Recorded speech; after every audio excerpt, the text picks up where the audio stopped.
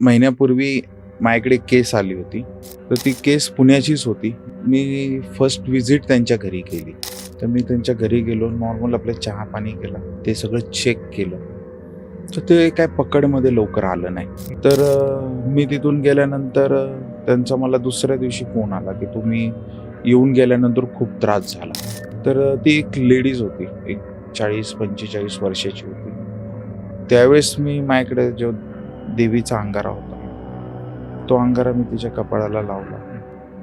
ते अंगारा आज लावला ना, दुसऱ्या दिवशी त्यांच्या तिथं जिथं आपण कपाळाला टिकली लावतो कुंकू, ती जागा सडायची.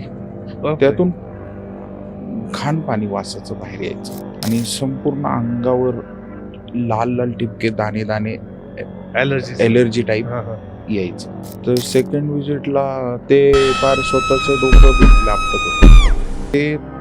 ती एंटिटी त्या ताईंला त्रास द्यायची. माझे गुरु खूप ताकदवर या कामासाठी. तर त्यांच्या पकडमध्ये एका मिनिटात आलं तिथं की नक्की हा प्रकार काय आहे.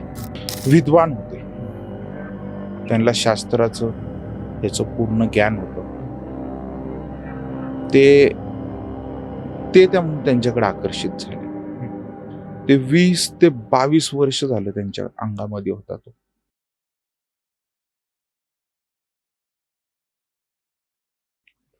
नमस्कार मित्रांनो, cutting pay meeting by Chetan Patil या पॉडकास्टवर तुम्हाला सगळ्यांचं पुन्हा एकदा स्वागत आहे. मित्रांनो, आज आपल्या पॉडकास्टवर पुन्हा एकदा हडपसरवरून संदीप दादा आलेत. दादा, तुमचं खूप खूप स्वागत आहे. आपलाही धन्यवाद. कसं आपण मला तिसऱ्यांदा इथे यायचा चान्स दिला. आभारी आहे मी तुमचा. तुम्हीही आमचा आग्रह खातर इथं आलात आणि आधीच्या एपिसोड मध्ये सुद्धा आम्ही तुमचे काही अनुभव ऐकलेत. ते खरंच खूप भारी होते आणि आताही आम्हाला तुमच्याकडनं काहीतरी अनुभव ऐकायला मिळावेत, म्हणून तोच एक आग्रह आहे की काहीतरी अनुभव आम्हाला सांगा. आत्ताचा अनुभव जर तुम्हाला सांगायचं म्हटलं तर एक 2 महिन्यापूर्वीचा एक अनुभव आहे, जो माझ्याही डोक्यामध्ये खूप फिट बसलेला आहे, जो मी कधी विसरू शकत नाही. मी हा अनुभव आज तुमच्या संग शेअर करतो. की 2 महिन्यापूर्वी माझ्याकडे केस आली होती. तर ती केस पुण्याचीच होती. तर मी फर्स्ट व्हिजिट त्यांच्या घरी केली. फर्स्ट व्हिजिट केल्यानंतर मी त्यावेळेस नाही का त्यांना मी म्हटलं होतं की बाबा मी नाही का एकदा येऊन जाईल, पण जे काय करायचं मी ते नंतर करेन. तर म्हणले ठीक आहे, काय अडचण नाही. म्हणले एकदा तुम्ही येऊन जावा. तर मी त्यांच्या घरी गेलो, नॉर्मल आपलं चहा पाणी केला आणि ते सगळं चेक केलं. तर ते काय पकडमध्ये लवकर आलं नाही की नक्की काय प्रकार होता. तो समजत होतं काही ना काहीतरी आहे, पण ते काय आहे ना हे लक्षात येत नव्हतं. तर म्हटलं ठीक आहे, बघू म्हटलं, मी परत येईल म्हटलं. तर मी तिथून गेल्यानंतर त्यांचा मला दुसऱ्या दिवशी फोन आला की तुम्ही येऊन गेल्यानंतर खूप त्रास झाला. मी म्हटलं काय नक्की झालं काय नाही. तर बोले तुम्ही एवढा दिवस थोडं शांत होतं, पण जसं रात्री तुम्ही येऊन गेले. तर ती एक लेडीज होती, एक 40-45 वर्षाची होती. त्या गोष्टीचा त्यांना त्रास होता. तर जसं तर मी स्मशानकालीची पूजा करतो, साधना करतो, खारोड्याच्या म्हसोबाची साधना करतो, पूजा करतो. तर त्यावेळेस मी माझ्याकडे जो देवीचा अंगारा होता, तो अंगारा मी तिच्या कपाळाला लावला. म्हणलं नाही का थोडासा आराम पडावा म्हणून. पण ते उलट व्हायचं. ते अंगारा आज लावला ना, दुसऱ्या दिवशी त्यांच्या तिथं जिथं आपण कपाळाला टिकली लावतो कुंकू, ती जागा सडायची. त्यातून घाण पाणी वासाचं बाहेर यायचं आणि संपूर्ण अंगावर लाल लाल टिपके दाणे दाणे एलर्जी टाईप यायचं. तर तसं त्यांना ते दुसऱ्या दिवशी झालं. मग त्यांनी मला ते सांगितलं, पण त्यावेळेस थोडासा मी बिझी होतो, मला काही ते लगेच तिथं जाता आलं नाही. मी 4-5 दिवसानंतर परत गेलो, कारण माझ्या पकडमध्ये ते आलंच नाही ना नक्की हे आहे काय. जोपर्यंत समजत नाही तोपर्यंत ते त्याला कसं निवारण त्याचं करायचं हे समजतच नव्हतं. आणि ते थोडस खूप हुशार होतं. ते त्याचा चेहरा लपवायचा. पण ते का कशासाठी हे नंतर फायनली कळालं. तर कसं होतं की ही जी काही विद्या आहे ही आमच्या गुरुकडून मला मिळालेली. शेवटी गुरु श्रेष्ठच. पण 2 विजिट झाल्या. सेकंड विजिटला पण मी खूप प्रयत्न केला की नक्की हे काय एंटिटी आहे, समोर येते, बोलतय, पण ते काय आहे ना हे पकडमध्येच नाही आलं. आणि सेकंड विजिट जेव्हा माझे, जसं पहिल्या विजिटला त्यांना ते कपाळाला आणि अंगाला त्रास झाला, तर सेकंड विजिटला ते फार स्वतःचं डोकं भिंतीला आपटत होते. बापरे.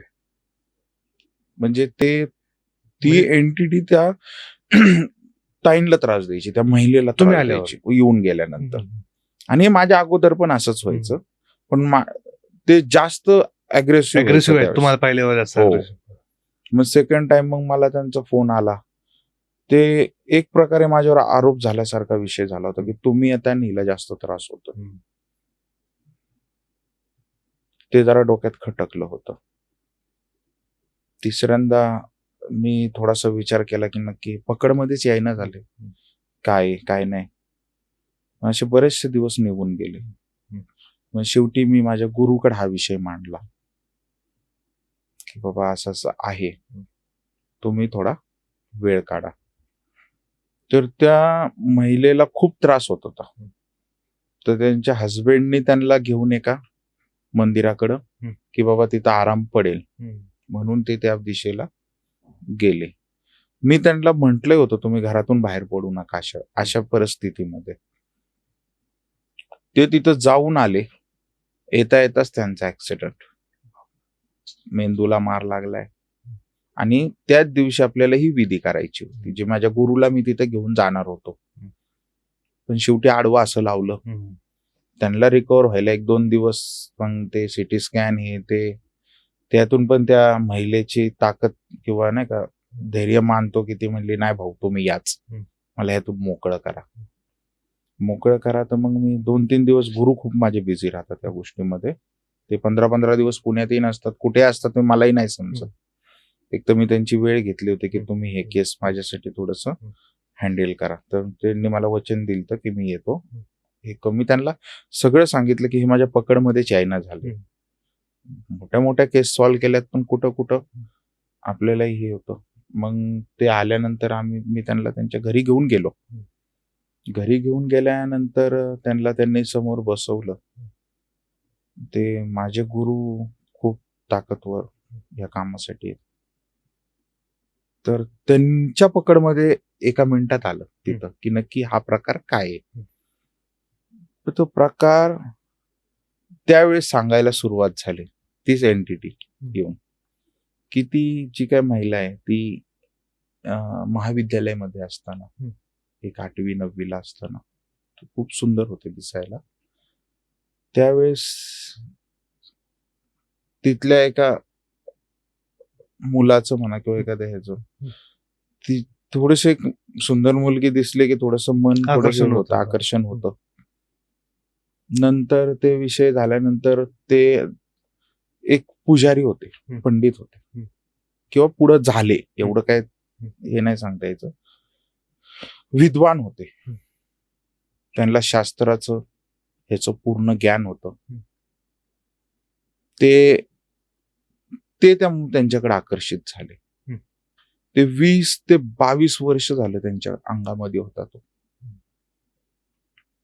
एवढं त्यांना बरबाद करून ठेवलं त्याने. म्हणजे ते वारले का नंतर मग? हा, ते वारल्यानंतर त्यांनी डायरेक्ट तिलाच पकडलं. अच्छा, ते अविवाहित होते का कसं? त्यावेळेस अविवाहित, म्हणजे मुंजासारखंच. हो, त्यावेळेस अविवाहित होती. त्यांना त्या घरामध्ये त्यांनी राहूनच दिलं नाही. त्यांना बऱ्याचशा गोष्टी एकदम झिरोवर आणून उभं केलं. मग ते ह्या सगळ्या गोष्टी आपल्याला फायनली समजल्या माझ्या गुरुतर्फे. मग ते माझ्या गुरुनी जेव्हा त्यांनी सांगायला म्हणजे सुरुवात केली, त्यावेळेस ते कळालं की 22 वर्ष त्यांच्या अंगामध्ये ती गोष्ट होती. त्यात काय व्हायचं की माझे काही गुरु होते मुस्लिम आहेत. जेव्हा तुम्ही एखाद्या शास्त्रीय पंडितला, विद्वानाला एखाद्या हिंदू पद्धतीने किंवा एखाद्या देवऋषी करून जर काढण्याचा प्रयत्न केला तर ती विद्या ऑलरेडी त्याला माहिती असते, ते त्यातून निघत नाही, ती विद्या कापतं. कारण ते म्हणते त्याच्यात ते सक्सेस होत तज्ञ नाही असतात ते, लवकर, हा. कारण त्याला ऑलरेडी तोही एक विद्वानच मेलेला आहे. त्यांनी देवाची खूप सेवा केलेली, देवाच्या पायापाशी कसं राहायचं हेही त्याला चांगलं माहिती असतं. त्यामुळं ते त्यावेळेस उलट एखादं म्हणतं ना, तुम्ही त्याला एखाद्या देवाच्या मंदिरात जरी घेऊन गेला ना, ते तिथे जाऊन देवीच्या पाया पडून येतं. त्यांना कुठलंच बंधन नसतं. मग ते पकडमध्ये आल्यानंतर मग ते स्टार्टिंगला नाही होय केलं. शेवटी माझे गुरु त्यांनी त्याला विधीनुसार वडलं आणि नष्ट करून टाकलं. आज 2 महिन्याला गाठ आहे की 20 ते 22 वर्षाचा त्रास 2 महिन्यामध्ये त्यांना परत कधीच जाणवला नाही. आता त्या महिलेचं वय काय असेल? 45च्या आसपास असेल. 20 वर्ष भोगणं, 22 वर्ष 22 वर्ष ते तिच्याकडे होतं ते. पण ते त्यांच्या लक्षामध्ये लवकर नाही आलं. ते विद्वान असल्यामुळे तुम्ही सांगितलं हो, ते बाहेर पडलं नाही लवकर. ते त्यांच्या शरीरातच होतं, बऱ्याचशा वर्ष होतं, पण ते कुणाच्या पकडमध्ये येत नव्हता. ते एकदम नॉर्मलच, ती महिला एकदम नॉर्मल वागत होती, पण एक माग एक काळी ताकद होती तिच्या. ते बऱ्याच वर्षानंतर बाहेर पडलं. म्हणजे जिवंत असताना त्याची सुप्त इच्छा असेल लग्न करायची त्यासोबत, किंवा तिला आकर्षण असेल, लव्ह स्टोरी सारखं असेल, तिला प्रेम असेल आणि ते शक्य झालं नाही वारल्यानंतर, तर त्याने असा मार्ग वापरला. मृत्यू झाला किंवा त्याच्यानंतर तो, आता समजा एक वय असतं, त्याच्यानंतर तो कसं होतं, काही वय आता बाबा ठीक आहे, एक माणूस इथपर्यंत एक नॉर्मल राहतो, त्याच्यानंतर देवाकडं तिकडं जर तो वडल्या गेलं तर माणूस भक्तिभावाकडे वळतं. मग बऱ्याचशा गोष्टी शिकतं, वाचतं, देवाच्या जवळ जातं. शेवटी मृत्यू आटळे. ते एक प्रेम होतं, पुढे भविष्यामध्ये त्याचा मृत्यू झाला असेल, पण ते मृत्यू झाल्यानंतरही त्याला मोक्ष मिळाला नाही किंवा आकर्षण तसंच असलं. ते आकर्षण तो तिच्याकडेच शेवटी वळायला गेला होता, पळाला होता. त्याने असं काही सांगितलं काही, नेमकं कोणत्या क्षणी पकडलं किंवा असं काही नाही? तेवढं त्याने सांगितलं नाही, पण सांगत होता की 20-22 वर्ष, मी 20-22 वर्ष झालं हिच्याकडे आहे, हे त्यांनी फायनली शेवटला तिथंच त्यावेळेस त्यांनी सांगितलं. भयानक हे सगळं, खूप भयानक. 20-22 वर्ष त्रास भोगणं. हो, ते मला वाटतं एक 10-12 वर्ष तर ते बाहेरच पडलं नाही, आणि शेवटचे 10 वर्ष असतील, या 10 वर्षात त्यांनी बरेचसे ठिकाणी गाठले, पण कुठंच त्यांना आराम काय पडला नाही त्याचा, कारण की ते घावत नव्हतं ना लोकांना. तो विद्वान होता ना. तशा गोष्टी कसं होतं, एक नॉर्मल माणूस एक नॉर्मलच असतो. एखादा शास्त्रीय पंडित, विद्वान, अघोरी यांचे तर ते ऑलरेडी देवाच्या पाया जवळचेच असतात ना, जवळच असतात, त्यांना सगळ्या विधी माहिती असतात, सगळे तंत्र मंत्र त्यांना माहिती असतात, बऱ्याचशा गोष्टी त्यांना माहिती असतात ना. उलट ते एखाद्या देवऋषाकडे गेले त्याच्यापेक्षा जास्त माहिती त्यांना असते. अगदी अगदी बरोबर आहे, खरंय. त्यांनाच धोका होऊ शकतो ह्या लेवलचं त्यांना माहिती असतं. असे काही किस्से असतात, काही तज्ञ लोकांचाही यामार्फत आपल्याला त्रास होऊ शकतो, आणि ते तेवढं डिफिकल्ट असतं त्यांना काउंटर करणं, त्यांना काढणं. त्यासाठी तसे गुरु किंवा तसं नॉलेज तुमच्याकडे पाहिजे. खूप अंगावर काटे आणणारा हा प्रसंग होता की 22-23 वर्ष हे भोगणं, आणि काही कोणाचं देण्या घेण्यात नाही, काहीच फक्त सुंदर होती बाबा ती, तर तेवढ्यावरून तिचं आकर्षण झालं आणि त्याचे परिणाम 22 वर्ष भोगले.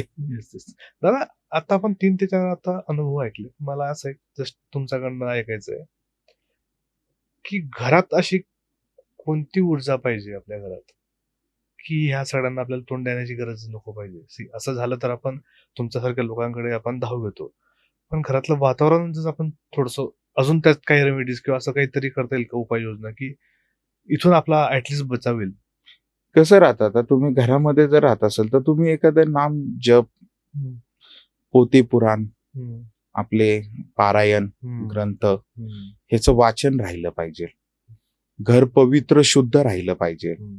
तुम्ही कुठल्याही घरामध्ये नॉनव्हेज जरी खात असतील तर काही वार ठरलेले आहेत. हम्म. खात असाल तर तुम्ही त्याच दिवशी खाल्ले पाहिजे. हम्म. तुम्ही चतुर्थीलाही घरामध्ये नॉनव्हेज बनवता, हम्म. तुम्ही एकादशीलाही घरामध्ये नॉनव्हेज बनवता, हम्म. तुम्ही कधीही खाता, हम्म. उपास करत नाही, देवाची व्यवस्थित आराधन पूजा करत नाही, हम्म. तर ह्या गोष्टी मग त्याचा काय उपयोग? देव बघा तुमच्या घरामध्ये 24 तास वास्तव्याला नाहीये. हम्म. ते त्यांचा एक क्षण असतो, त्या क्षणामध्ये ते येतात आणि जात. जातात. पण त्याच्या व्यतिरिक्त तुम्हाला घर स्वतःचं पवित्र ठेवणं, हम्म. स्वच्छ ठेवणं, हम्म. घरामध्ये देवपूजा नेहमी हमेशा करत हा. राहणं, सगळ्यात महत्वाचं आपले ग्रंथ वाचन. हे खरंय. वाचन जास्त महत्वाचं राहतं. बरोबर, ते तुमचं- ऊर्जा निर्माण होते हम्म. घरामध्ये. या आणि- गोष्टी लवकर प्रवेश करत नाही. आणि तुम्ही सांगितल्याप्रमाणे जी व्यक्ती अध्यात्माशी जोडली गेलेली असते हो तर त्यांचा ते मानसिक पद्धतीने स्ट्रॉंग असतात, हो वीक नसतात. बरोबर. त्यांचा देवावरचा भरोसा असतो, हो नामजप असतं किंवा दोन गोष्टी माहिती असतात, मंत्र वगैरे ह्या गोष्टी माहिती असतात. तर मग त्यांच्याकडे अशा एंटिटी जातच नाहीत, कारण की त्यांना माहिती की हा मेंटली स्ट्रॉंगच आहे. तर ते अट्रॅक्ट शक्यच आहे त्यांना हे करणं. म्हणजे आता तुम्हाला मागच्या एपिसोड मध्ये जसं मी तुम्हाला सांगितलं होतं ना, की ते माझ्या चुलत भावाकडे एंटिटी हे ते डोकं जड होत होतं. म्हणजे त्या वेळेस जे मी तुम्हाला सांगितलं ना, ते माझ्याकडे प्रवेश करायला मागत होतं, पण नाही झाला ना जागा प्रवेश. नाही मिळाली त्याला. नाही होऊ शकत. तसं भावाकडे झाला. त्याचं शरीर कमजोर होतं, त्याच्याकडे ते तुरंत गेलं. हे मागच्या वेळेस मी तुम्हाला सांगितलं सेम प्रकार, की बरोबर देवाच्या जवळ जेवढं राहणं, त्याचं नाम जप करणं, त्याचं बरोबर 24 तास नामानं थोडस जप करत बसायचं. एखादी आपली माळ असेल, एखादा तुम्ही जे आराध्य दैवत असेल, नाही तरी ओम गणपती नमः म्हणलं तरी 108 माळ एक जरी माळ जपली तरी खूप ताकद येते. खूप ताकद आहे, खूप ताकद आहे. पण तुम्हाला तसं काही नको. घरात देव आहे, तू एखाद्या दिवस अगरबत्तीचा दिवा लावला पाहिजे, व्यवस्थित देवपूजा व्यवस्थित झाले पाहिजे. या गोष्टी प्रवेश करत नाही. खरंय. आणि प्रवेश केल्या त्याला कोणी अडवू शकत नाही, पण जरी प्रवेश झाला तर त्याचा असर कमी राहतो. जो तुम्हाला एवढा त्रास आहे ना, ह्यो त्रास होत नाही. 100तून 20%, 10% त्रास होतो, आणि तो त्रास होतो आणि कधी निघून जातो हे पण तुमच्या लक्षात येत नाही. खरंय, अगदी बरोबर आहे. तर जसं दादाने सांगितल्याप्रमाणे आपल्या मानसिक आरोग्य आपण कसं ठेवलं पाहिजे आणि आपल्या घराची निगा आपण कशी राखली पाहिजे, तिथली पॉझिटिव्ह एनर्जी कशी मेंटेन केली गेली पाहिजे किंवा वाढवली पाहिजे, हे आपण सहजच करू शकतो. त्यासाठी आपल्याला फार काही पैसे खर्च करण्याची गरज आहे गरज किंवा नसते. काहीतरी जास्तच प्रयत्न करायची गरज आहे. नॉर्मल गोष्टी आहेत. हो याच्याने आपल्या घरांवर जे संकट येतील अशा एंटिटीज मार्फत त्याचं प्रमाण कमी होऊ शकतं आणि तुम्ही सेफ राहू शकता. सो थँक्यू दादा, तुम्ही आलात आणि इतका एक भयानक किस्सा आम्हाला सांगितला आणि यापासून प्रोटेक्शन कसं होऊ शकतं हे पण सांगितलं. तर तुम्हाला हा एपिसोड आवडला असेल, असेच काही अनुभव ऐकण्यासाठी आपल्या चॅनलला लाईक, शेअर, सबस्क्राईब करायचं विसरू नका. Thank you so much for watching. Thank you. धन्यवाद.